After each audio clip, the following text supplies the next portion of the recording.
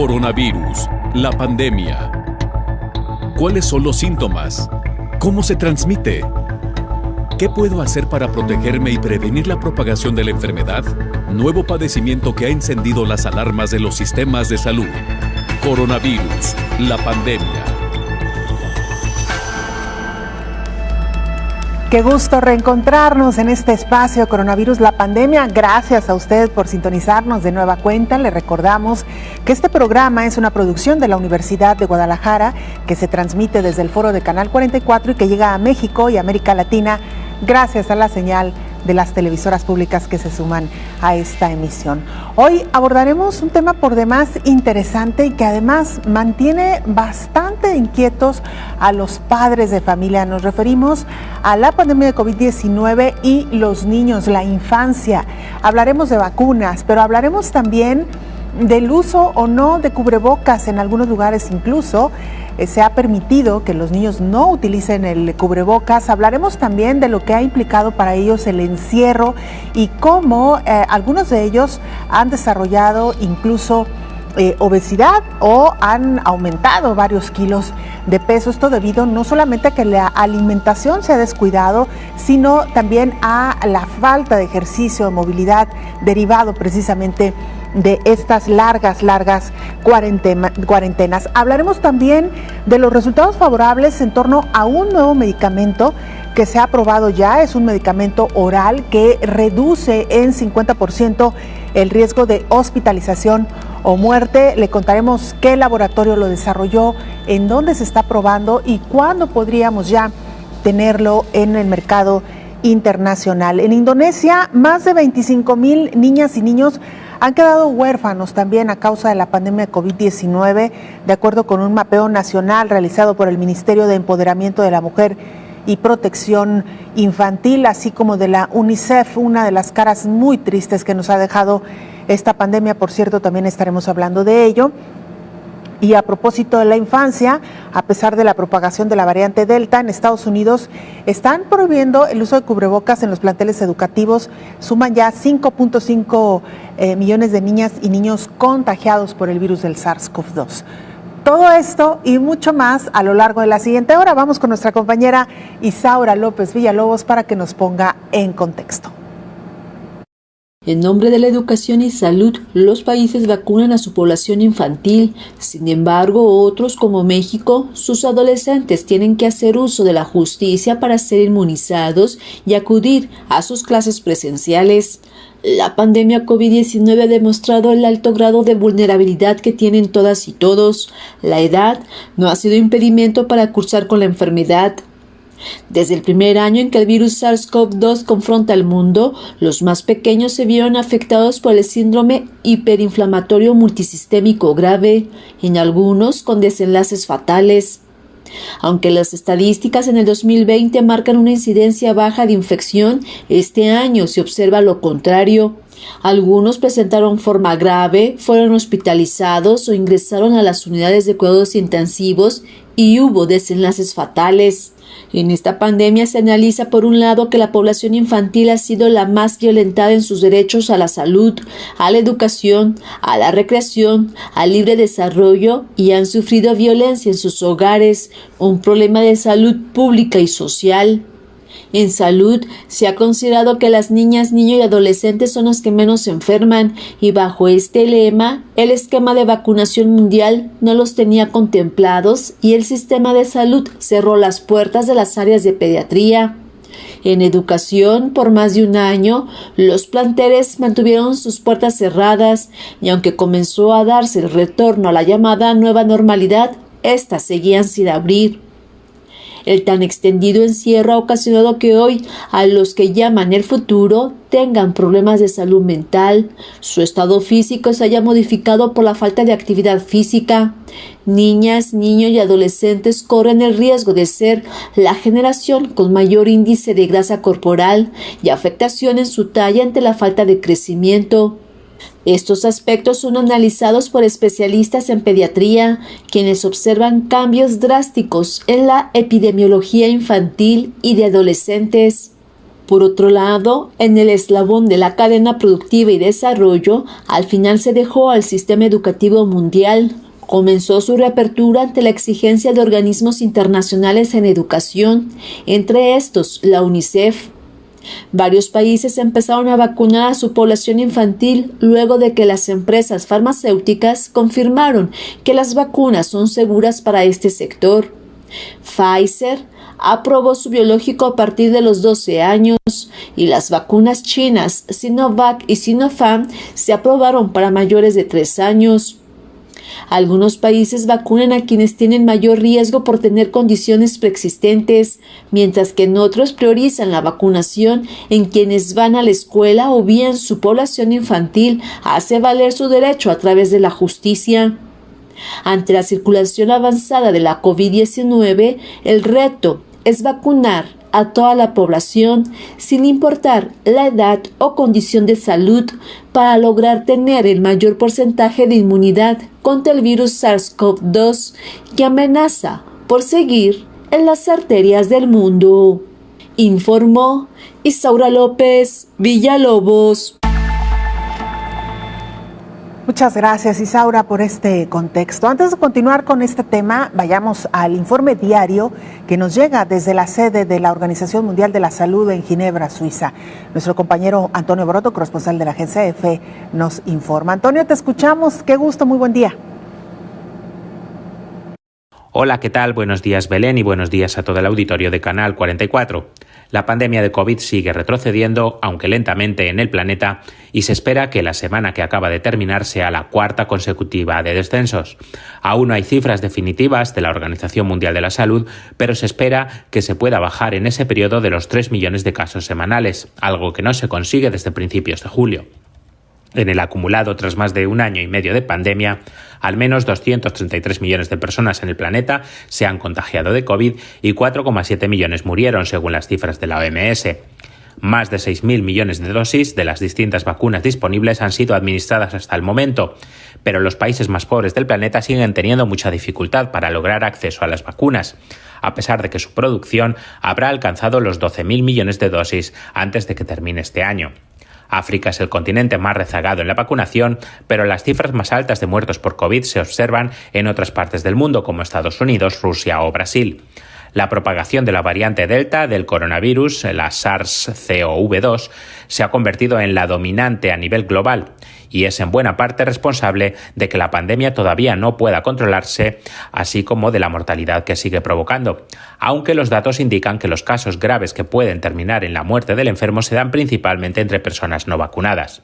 Respecto a las vacunas, hay posibilidad de que la OMS apruebe pronto el uso de emergencia de la vacuna rusa Sputnik V, ya que así lo aseguró este fin de semana el ministro ruso de Salud, Mikhail Murashko, tras reunirse con el director general de la OMS, Tedros Adhanom. Esa aprobación abriría la posibilidad de que la vacuna rusa se distribuya con el programa COVAX de la OMS para llevar dosis especialmente a países en desarrollo. Hasta ahora la OMS aprobó el uso de emergencia de 6 vacunas, las de Pfizer-BioNTech, Moderna, AstraZeneca, Johnson & Johnson, Sinovac y la desarrollada por Sinopharm en sus laboratorios en Pekín. Reportó desde Ginebra Antonio Broto para el programa Coronavirus, la pandemia. A pasos lentos avanzan los tratamientos para reducir el riesgo de morir por COVID-19. Al parecer, una pastilla oral de la empresa Merck da resultados favorables. Además de la solución de Pfizer, la empresa Merck impulsa un medicamento oral contra la COVID-19.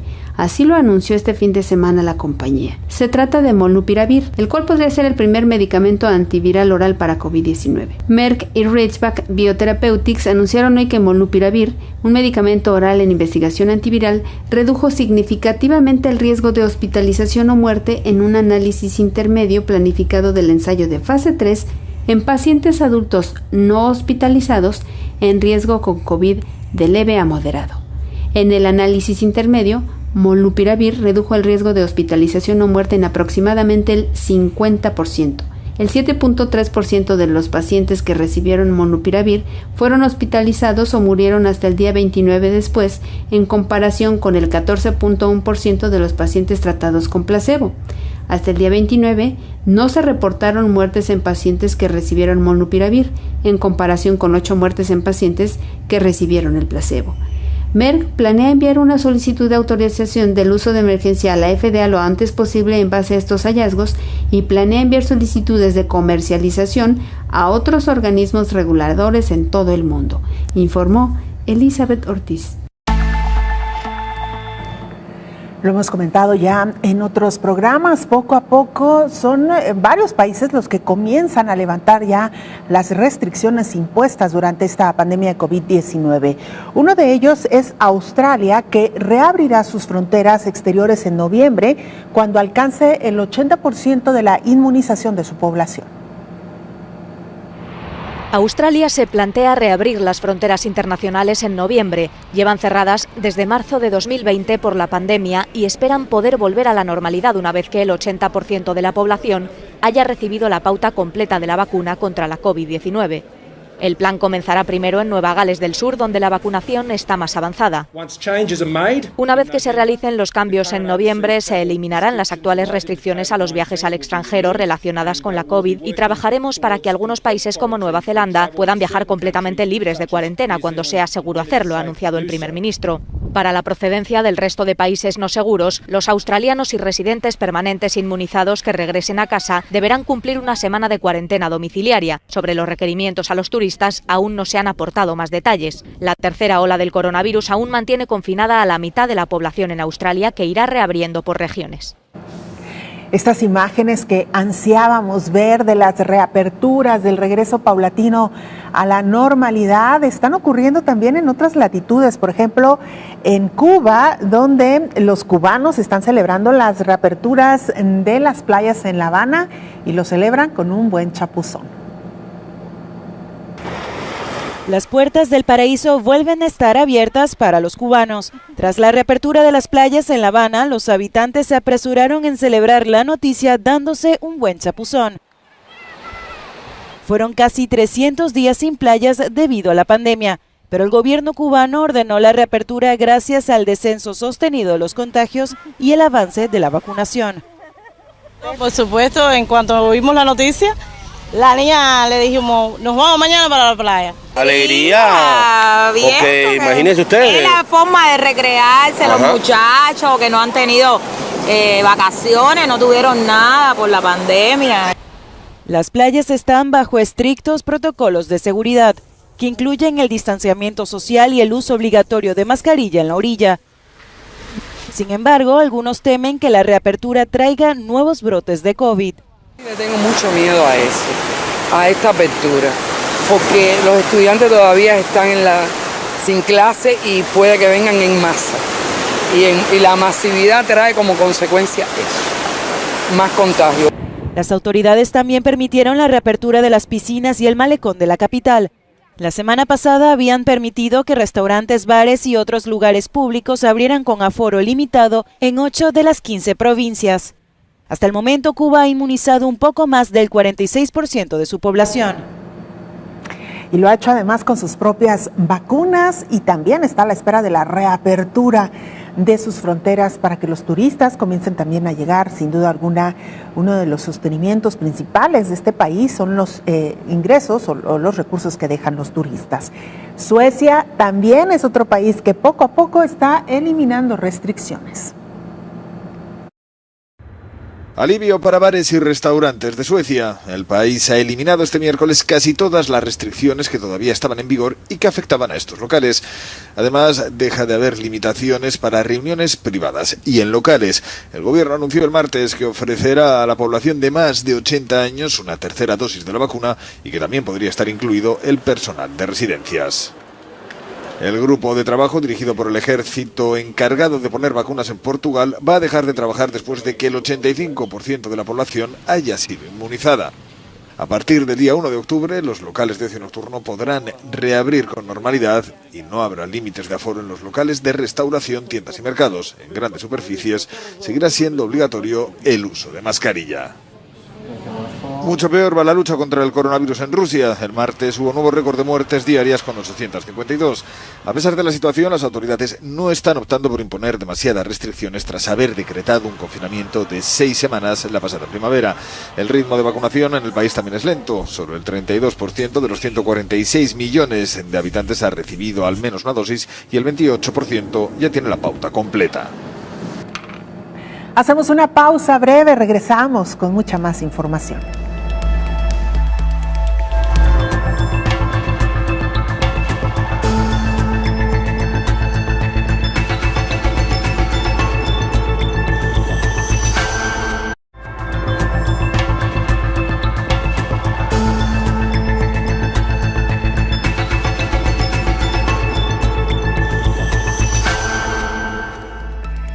Estamos de regreso en este programa especial recordándole las formas de hacer contacto @Canal 44 TV en Twitter y Facebook. Nos pueden mandar también mensajes a través de WhatsApp al 33 22 42 06 90.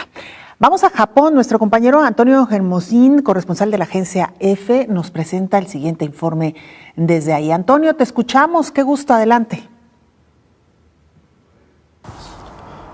Hola, ¿qué tal? Buenos días, Belén. Buenos días a todo el auditorio de Canal 44. Japón mantiene sus medidas contra el virus mientras los contagios están a la baja. Desde este lunes, prácticamente la mitad de las regiones del país, Tokio entre ellas, siguen bajo estado de emergencia sanitaria. El gobierno decidió la semana pasada extender esta medida extraordinaria hasta finales de septiembre. Las autoridades niponas optaron por mantener las restricciones debido a que la ocupación de los hospitales se considera excesiva. Los contagios diarios de COVID en todo Japón se sitúan por debajo de los 15.000 desde hace 7 días, tras haber superado los 25.000 entre mediados y finales de agosto. El estado de emergencia conlleva sobre todo restricciones que afectan principalmente a bares, restaurantes y karaokes, entre otros establecimientos. En cuanto a las vacunas, Japón ha inoculado por el momento con la pauta completa al 50% de su población. El gobierno espera empezar a aliviar las restricciones vigentes hacia noviembre, para cuando se espera haber vacunado a casi la totalidad de su población objetivo. Reportó desde Japón Antonio Hermosín para el programa Coronavirus la Pandemia. De estos contrastes, al inicio le dábamos este recorrido por aquellos países que están levantando restricciones en medio de la pandemia. Japón, sin embargo, todavía pasándola mal en medio de esta pandemia de COVID-19. Los países de América Latina y el Caribe reclaman una distribución más equitativa de las vacunas contra COVID-19 al advertir sobre el peligro que representan las nuevas variantes del coronavirus para el continente americano, el más afectado en términos de contagios y muertes por la pandemia. El secretario general de la Organización de Estados Americanos, Luis Almagro, en una sesión extraordinaria del Consejo Permanente, señaló que se necesita más dosis al tiempo que defendió la vacunación como el camino para recuperar el tejido social y reafirmar el crecimiento de la economía y asegurar las condiciones de salud de la población. La reunión, celebrada de forma virtual y convocada con el apoyo de la Organización Panamericana de la Salud, sirvió de escenario para que los países expresaran su preocupación por el acceso dispar a las dosis y la necesidad de la cooperación para sobrellevar el impacto de la actual pandemia. El presidente de Colombia, Iván Duque, por otro lado, mostró su preocupación de que solo 1 de cada 4 personas esté completamente vacunada en América Latina y el Caribe, y respaldó la cooperación como el antídoto a la falta de vacunas. Duque señaló que su país donó a Paraguay 20,000 dosis, aportó $500,000 al mecanismo COVAX para el acceso equitativo a los fármacos contra COVID y $1 millón para la inmunización en los países de la Comunidad del Caribe, pero a su vez ha recibido donaciones de vacunas por parte de Estados Unidos y España. En la misma línea, el director general de la Organización Mundial de la Salud, Tedros Adhanom, consideró que la lección que deja la COVID es clara y vio la cooperación mundial como la única manera de hacer frente a una amenaza global. Tedros pidió a los países de América que apoyen un acuerdo jurídicamente vinculante para afrontar posibles pandemias que, aseguró, proporcionarán un marco general para la seguridad sanitaria mundial. Y nos quedamos en el continente americano, donde se han superado ya las 1,000 millones de dosis contra COVID-19. Aunque ya se han administrado más de 1,000 millones de vacunas contra la COVID-19 en el continente americano y el 35% de las personas en América Latina recibieron las dosis de la inmunización, la Organización Panamericana de la Salud destacó que la cobertura regional continúa sin ser uniforme. La directora del organismo internacional, Carissa Etienne, destacó que mientras países como Canadá, Chile, Uruguay y Puerto Rico ya han vacunado a más del 70% de su población, 10 países y territorios de la región todavía no alcanzan ni el 20% de habitantes inmunizados, mientras que en Haití solo se ha inoculado al 1% de sus residentes. La Agencia de la ONU para la Salud en el continente recuerda que la manera más rápida de ayudar a los países de la región es mediante la donación de vacunas y llamó a los países a no demorarlas. Además, la directora de la OPS anunció un importante acuerdo con Sinovac para la entrega de cerca de 90 millones de vacunas. El subdirector de la organización, el Dr. Jarbas Barbosa, especificó que mediante el acuerdo alcanzado la semana pasada con esta farmacéutica china, se espera recibir 8.5 millones de dosis en lo que resta del año y 80 millones de dosis para 2022, informó Elizabeth Ortiz. Revisemos cómo está Colombia, lo hacemos de la mano, de la voz de nuestro compañero Richard Quiñones de Oriente Noticias Bucaramanga. Richard, bienvenido, escuchamos la información, adelante. Hola, ¿qué tal? Un saludo especial desde Colombia, listos para contarles los avances de la pandemia y las acciones tendientes a detener el coronavirus. Empezamos contándoles sobre el último reporte del Ministerio de Salud y Protección Social sobre los casos. En este último dato se contabilizan 1.429 nuevos casos, 38 personas fallecidas y 1.609 pacientes recuperados del virus. Con este informe, el Ministerio de Salud dice que las cifras totales del COVID-19 en el país ascienden de esta manera a 4.957.277 casos y 126.299 muertes. Así, se cuenta en total 4.799.556 recuperados y 15.647 casos positivos y activos a la fecha. Desde la Dirección de Promoción y Prevención, el Ministerio de Salud informa que desde el 1 de octubre iniciará la aplicación de la tercera dosis para personas mayores de 70 años. Entre tanto, desde la Alcaldía de Bogotá se confirma que la ciudad bajó su ocupación de camas UCI hasta un 44%. El Gobierno Nacional ha encontrado en la vacunación contra el COVID-19 la mejor herramienta para combatir los efectos de la pandemia en la población, razón por la cual ha venido ejecutándose la estrategia en todos los municipios del país, con el objetivo de lograr cuanto antes la inmunidad de rebaño.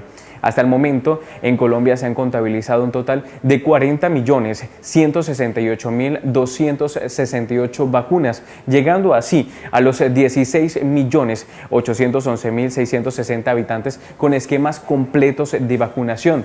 El proceso de vacunación en el país va avanzando en el proceso a conformidad en el que se va recibiendo los biológicos por parte de distintos laboratorios, de los cuales se establecieron acuerdos bilaterales desde otros países.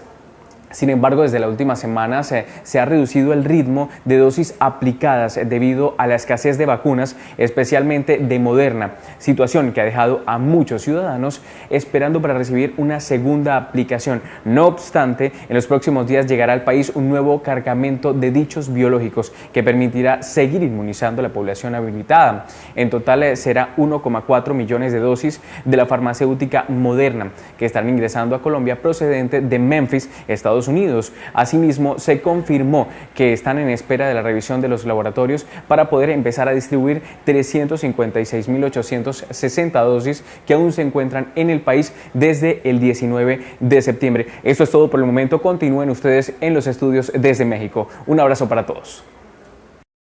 Muchas gracias, Richard. Por supuesto, también un saludo a nuestros compañeros ahí en Oriente Noticias Bucaramanga y, por supuesto, a nuestros hermanos colombianos que nos siguen a través de la televisora pública colombiana.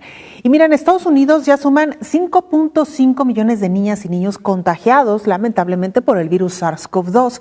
Pese a ello, en algunos estados todavía se prohíbe el uso de cubrebocas en los planteles educativos. La Academia Estadounidense de Pediatría alertó sobre un incremento de contagios de COVID en niños. Los pediatras alertaron que la propagación de la variante Delta aumentó y los niños han quedado vulnerables con el inicio del ciclo escolar que recién inició en el estado de Iowa. Y es que la gobernadora de ese estado prohibió el uso obligatorio de cubrebocas en las escuelas, por lo que pediatras presentaron un escrito ante un juez federal que lleva la demanda de 11 padres de familia contra la gobernadora por prohibir las medidas contra COVID en las escuelas. Según se señala en el documento, los casos y prevalencia del COVID en niños estudiantes aumentó en 20% entre el 13 de agosto y el 16 de septiembre. Los pediatras señalan que el regreso a las clases presenciales pudo ser uno de los factores que provocaron el aumento en los contagios. En Estados Unidos se han registrado más de 5.5 millones de casos de COVID en niños, uno de los focos más alarmantes de todo el país. Algunos hallazgos que se han encontrado para determinar que podrían estar influyendo en el desarrollo de los cuadros graves en la infancia están relacionadas con las enfermedades o síndromes que los niños ya tienen antes de la infección por el coronavirus. Se encontró entre el 30 y el 70% de los niños hospitalizados con COVID-19 en los Estados Unidos que tenían afecciones subyacentes que aumentaron su riesgo, como el síndrome Down, la obesidad, las enfermedades pulmonares, la diabetes o las inmunodeficiencias. Los bebés prematuros también corren un mayor riesgo, al igual que los niños que se han sometido a un tratamiento contra el cáncer, informó Rocío López Fonseca. Infancia y COVID-19, el tema que hoy estamos abordando, por cierto, en este programa. Vamos a hacer una pausa breve, regresamos con mucha más información.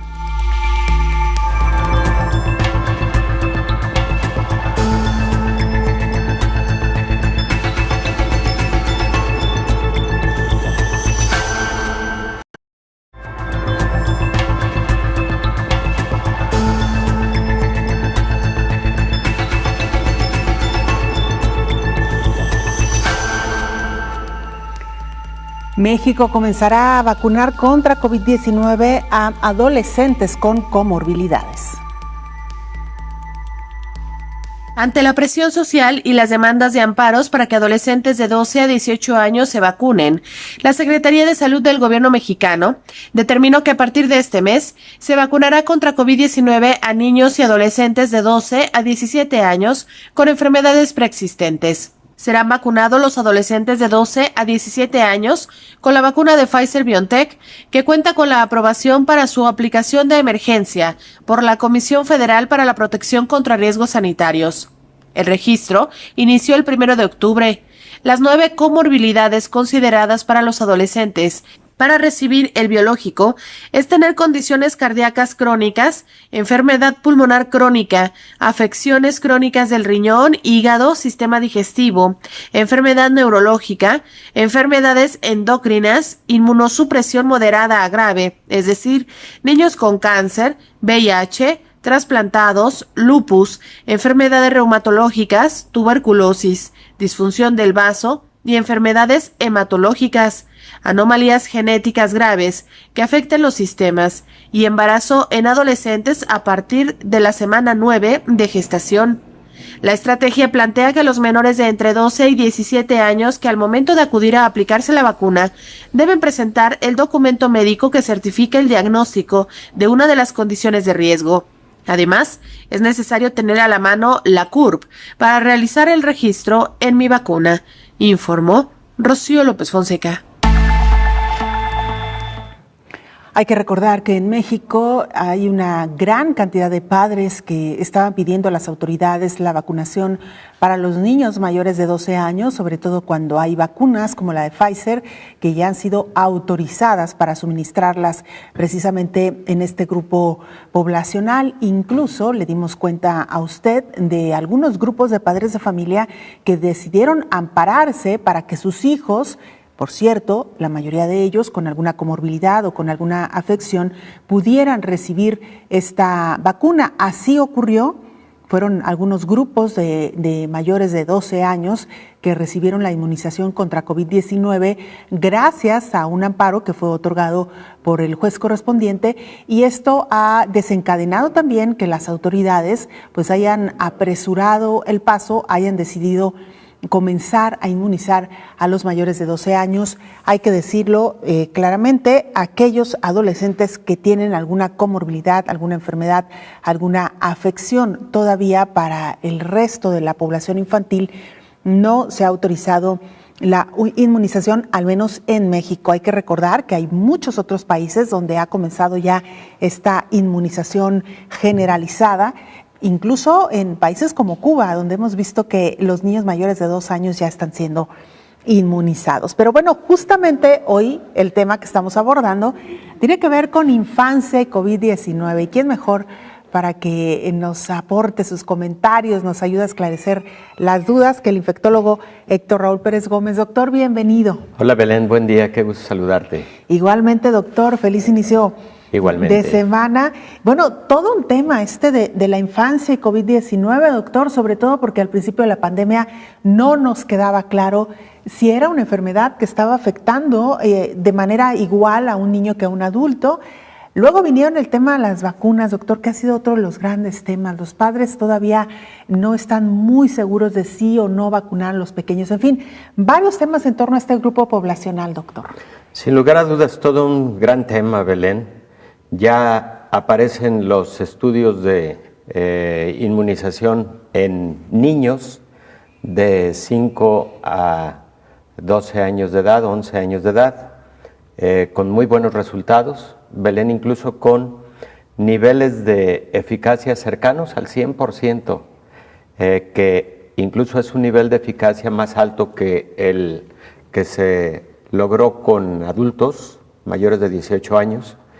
Y por otro lado, Belén, también el tema de quitar del pensamiento el que los niños tienen habitualmente una forma leve de COVID y que no van a tener gravedad. Yo creo que eso es importante, insisto, quitarlo del pensamiento, porque aunque en una menor proporción que los adultos y que los jóvenes, los niños sí pueden tener gravedad, los niños pueden presentar un síndrome inflamatorio multisistémico que puede ponerlos en alto riesgo, y la Organización Mundial de la Salud y el Colegio de Pediatría de los Estados Unidos, precisamente la semana pasada y antepasada estuvieron haciendo una serie de recomendaciones que aparecen publicadas en diferentes medios y además en diferentes revistas, respecto de el que no se exceda en confianza de solamente observar a los pequeños. Un pequeño con sintomatología sugestiva de COVID y que ha tenido un contacto con una persona diagnosticada con COVID, aunque puede resultar un poco molesto realizar una prueba de diagnóstico de antígeno, hay que hacerlo, es la recomendación, porque hay que diagnosticar tempranamente la enfermedad y hay que monitorear, igual que en el caso de adultos y adultos mayores, hay que monitorear de cerca a los pequeños. Un niño que está con diagnóstico de COVID, que tiene fiebre persistente, que está con taquicardia persistente o que tiene la aparición de lesiones en la piel sugestivas de algo que conocemos como síndrome similar a Kawasaki, ese niño debe recibir atención médica inmediata. Y de hecho, cuando existen muchos marcadores de inflamación en estos pequeños, el niño debe ser hospitalizado, monitoreado, particularmente de su función respiratoria y de la función cardiovascular. A diferencia de los adultos, los niños tienen más afectaciones de tipo cardiológico o cardiovascular, sobre todo inflamación de las arterias coronarias, que son las arterias que le llevan sangre al músculo cardíaco, y también afectación respiratoria, como el caso de los adultos, pero los niños particularmente tienen más vasculitis, inflamación de los vasos sanguíneos, comparativamente con los adultos. Entonces, Belén, para este primer momento respecto de la población pediátrica y COVID. Uno, sí quitar del pensamiento que los niños no se complican, los niños sí se pueden complicar. En una proporción menor que los adultos y que los jóvenes, también, eso es cierto, pero que las complicaciones en los pequeños, cuando son graves, son muy graves, y claro que pueden llevar a la muerte a un pequeñito con COVID. Y segundo, el hecho de que ya aparecen las publicaciones de las vacunación en la fase 3 de los ensayos clínicos, en donde se muestra que la vacuna de Pfizer, que fue la sometida a este estudio en esta población pediátrica, ha resultado de alta eficacia y de alta seguridad. Sí, doctor, y esto que mencionábamos también, el caso de los niños con comorbilidades, doctor, que también es a los que se ha tratado de proteger en un primer momento, ya sea con la vacunación o incluso con estas cuarentenas prolongadas, claro. Doctor. Sí, claro. También, al igual que el caso de los adultos, los niños con enfermedades preexistentes o comorbilidades pueden tener mayor gravedad, y ya lo escuchábamos en la nota informativa de Rocío López Fonseca hace un momento, en el que,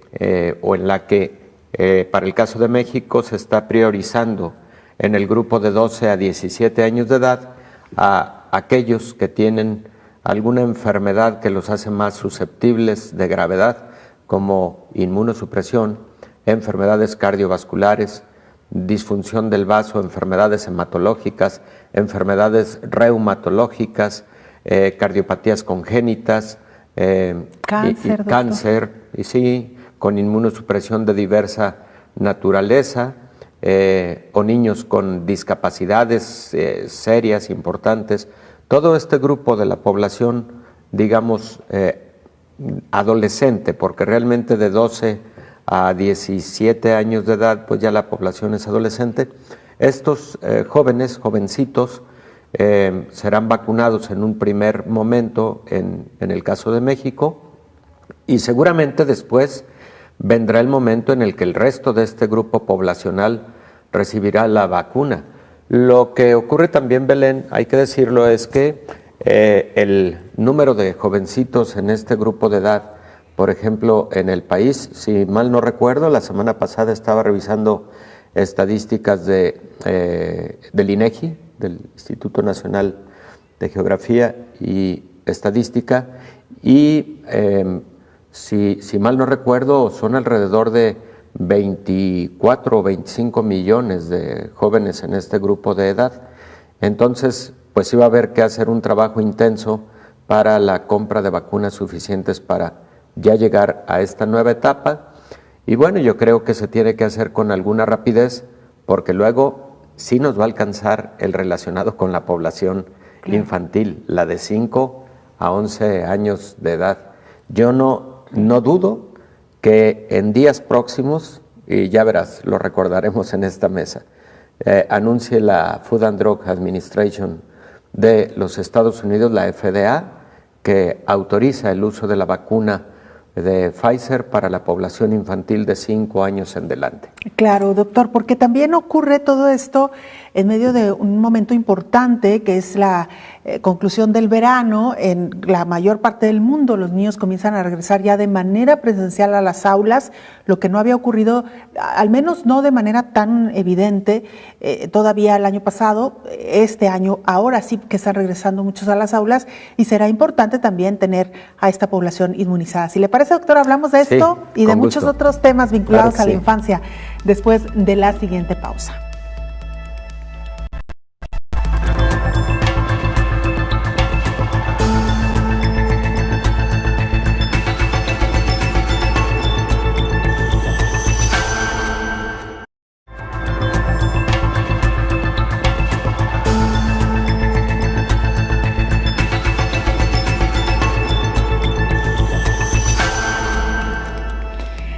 Estamos de regreso en este programa especial y hemos hablado en muchas ocasiones de la infancia en medio de esta pandemia de COVID-19. La hemos tratado de analizar desde los diferentes ángulos y uno de ellos, sin duda alguna, de los más tristes, de los más trágicos, son todos aquellos niños que con motivo de la pandemia lamentablemente quedaron huérfanos. Según el Fondo de las Naciones Unidas para la Infancia, la UNICEF reporta más de 25,000 niñas y niños huérfanos tan solo en Indonesia.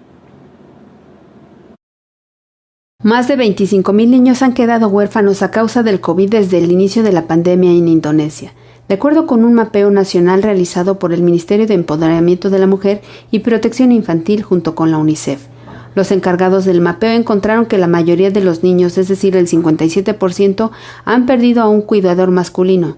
Más de un tercio, 37%, han perdido a una cuidadora y alrededor de 5% a ambos cuidadores. Actualmente la mayoría de los niños están siendo atendidos por una cuidadora, algunos por sus familias extendidas, mientras que 114 niños no están acompañados y no están siendo atendidos por ningún adulto. La pérdida de uno o de ambos cuidadores puede tener un impacto perjudicial en la nutrición, el crecimiento y el desarrollo de los niños y puede ponerlos en mayor riesgo de abandono, violencia y explotación, en particular bebés y niños pequeños de familias de bajos ingresos. Los niños huérfanos o privados de sus cuidadores a menudo enfrentan consecuencias adversas, incluida la pobreza y la institucionalización, advierte este organismo internacional. Los cuidadores supervivientes o alternativos también enfrentan cargas económicas y de salud mental adicionales, que a menudo recaen sobre las mujeres y las adolescentes, y pueden aumentar el riesgo de que abandonen la escuela, informó Elizabeth Ortiz. Doctor Héctor Raúl Pérez Gómez, tristísimo sin duda estas consecuencias que ha dejado también para los niños, el quedarse huérfanos, el perder a seres tan entrañables como los abuelos o perder algún miembro de la familia como tíos o primos, y en medio de estas cuarentenas que para los niños han sido realmente, yo digo excesivas, doctor, pero necesarias también hay que decir. Sí, Belén, está dentro de los efectos colaterales de la pandemia con respecto a los niños.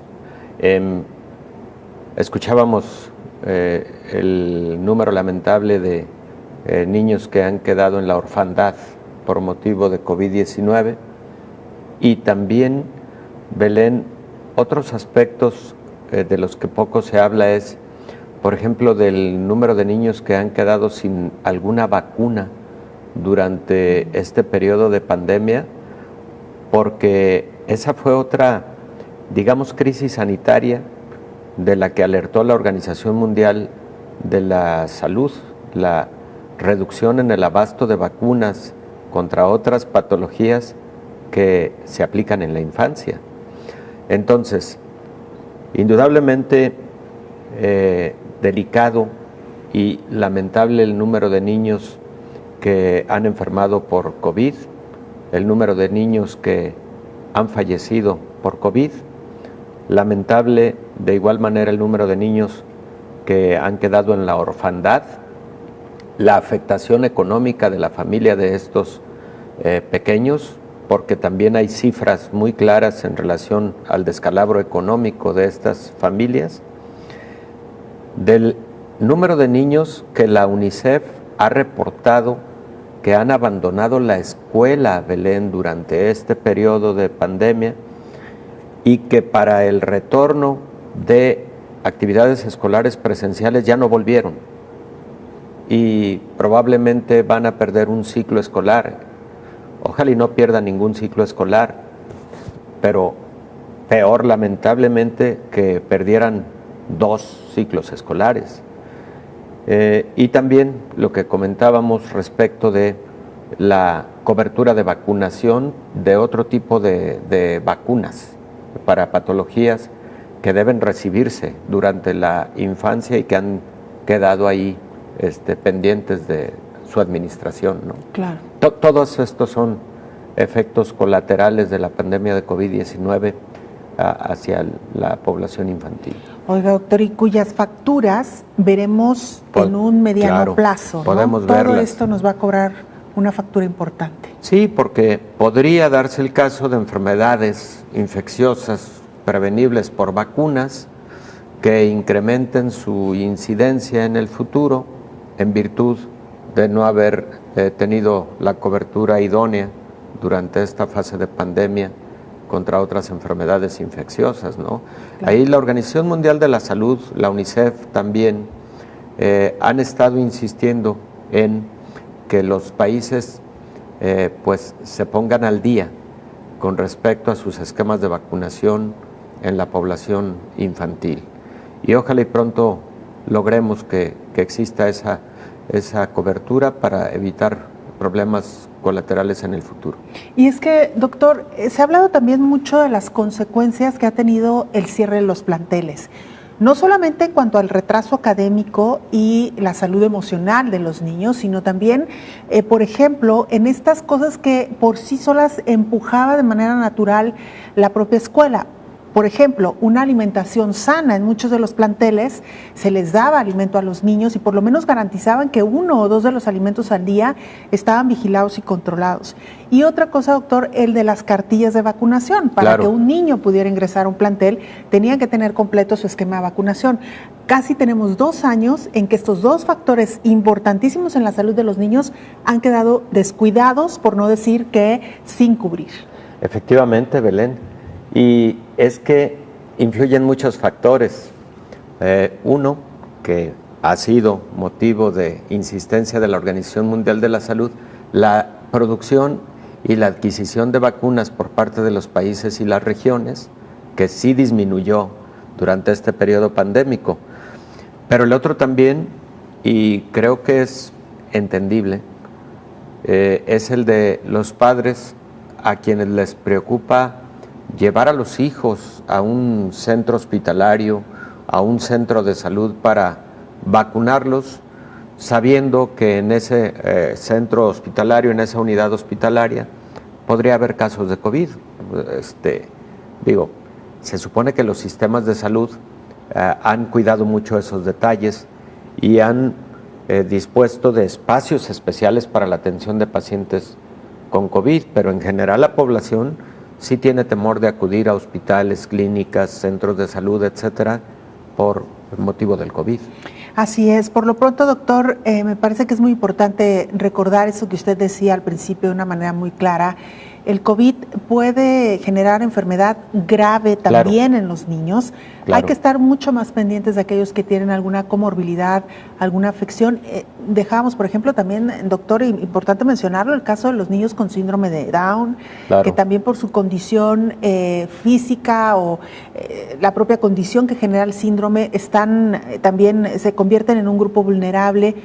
Y por supuesto también estar pendientes del momento que llegue la vacunación para poder inmunizarlos, doctor. Así es importante, Belén.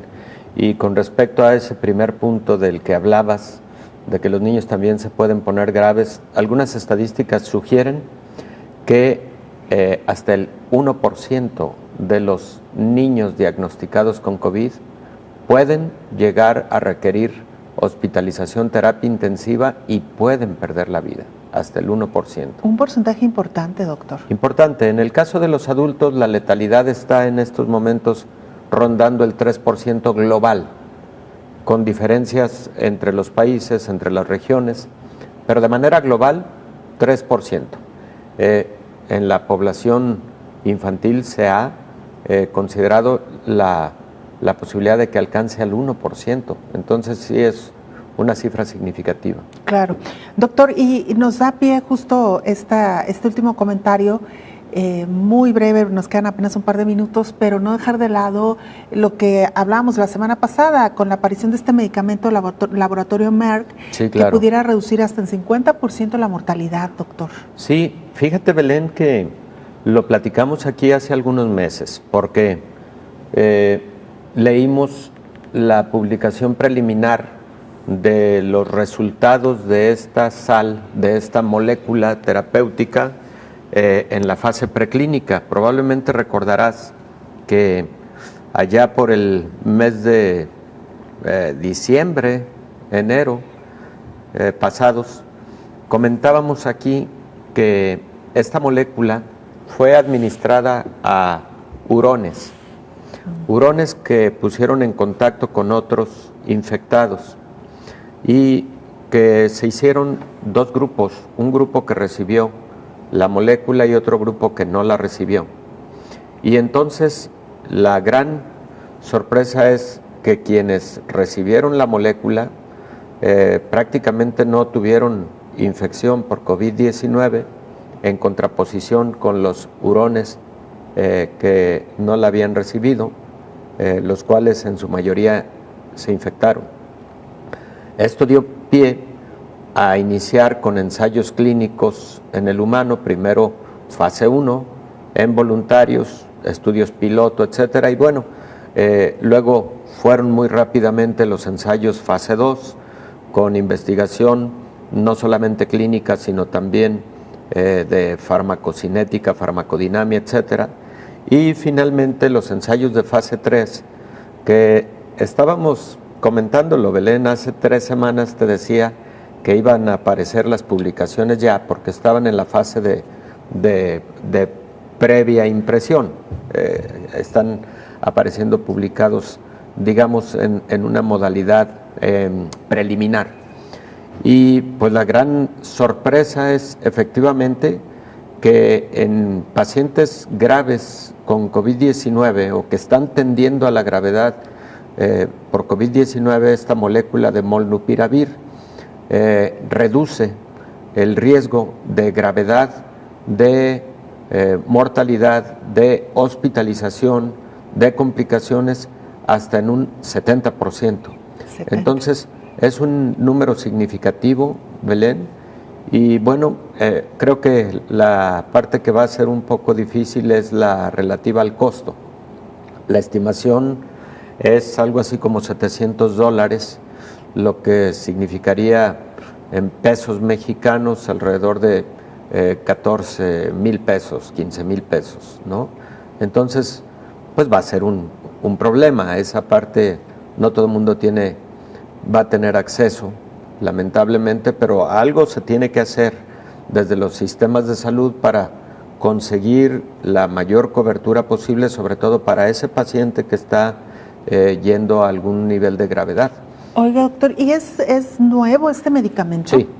Sí, Belén, y es un medicamento que la manera en la que actúa es desorganizándole toda la estrategia de replicación viral, la estrategia de acomodo de genes del virus que se está replicando en el interior de la célula humana, y al desorganizarle todo el esquema de replicación, bueno, pues da al traste con su multiplicación, ¿no? En pocos días. Esta base, doctor, no sé si es el mismo término que se usa en las vacunas, plataforma o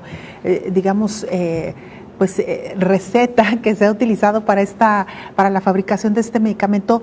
¿Tiene antecedentes? ¿Partió de algún otro medicamento, doctor, para otra enfermedad? Sí tiene antecedentes, Belén.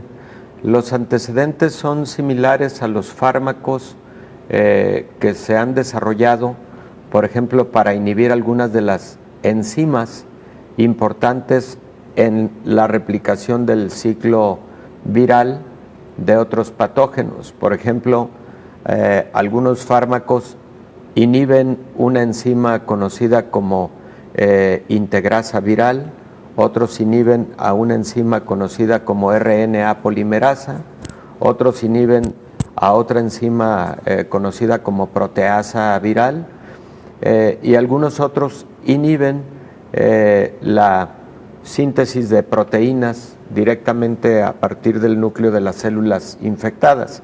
Entonces, los virus piensa que para su reproducción pasan como por un sistema de muchos pasos para llegar finalmente a la creación de una nueva partícula viral. Claro. Entonces hay fármacos que inhiben en diversos momentos del ciclo y hay algunos que incluso inhiben en varios momentos del ciclo. Entonces se conoce perfectamente bien cómo se elaboran estas moléculas y en dónde van a actuar. Doctor, muchísimas gracias. Gracias, Belén, con todo gusto. Nos vemos. Gracias por habernos acompañado.